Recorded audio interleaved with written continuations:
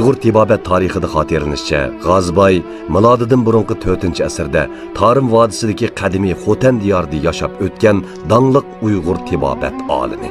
U umrda ajdodlarimizning 4-asrdan buyongi tibobat natijalarini yakunlab, o'zining uzun yillik amaliy tibobat tajribalari asosida 4 modda ta'limotini xotirlagan.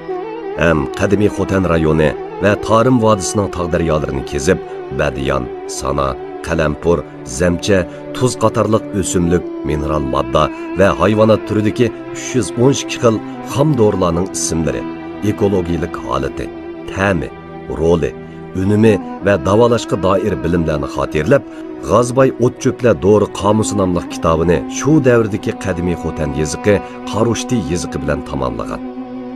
Bu kitobning nomi yurt-yurtlarga tarqalib, ayni vaqtdagi qadimki Yunon tibobat ustozi Shibikratga yetgan.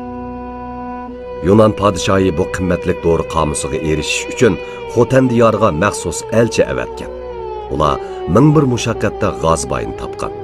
Yunon podshohi maktubida G'azboy o't-cho'plar dori qomusi uchun Xotan rayoniga tibobat ilm ma'rifat saroyi Oqsaroyni sep berishga, kitobining tarjima xizmatlari uchun G'azboyning o'g'li Bariyning kelishini, uningga Yunon malikasini yotliq qildiganligiga va'da bergan. Hamda tibobat ilmi jihatda o'zaro zish aloqa bog'lashni umid qilgan.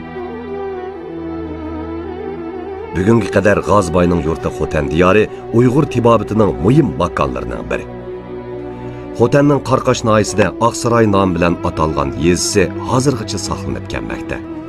Uyg'ur tibobatining asosini sog'uvchi G'azboy 120 yillik umrda keyingilar uchun qimmatli tibobat mirosini qoldirib, Uyg'ur tibobat tarixida mangulik obida bo'ldi.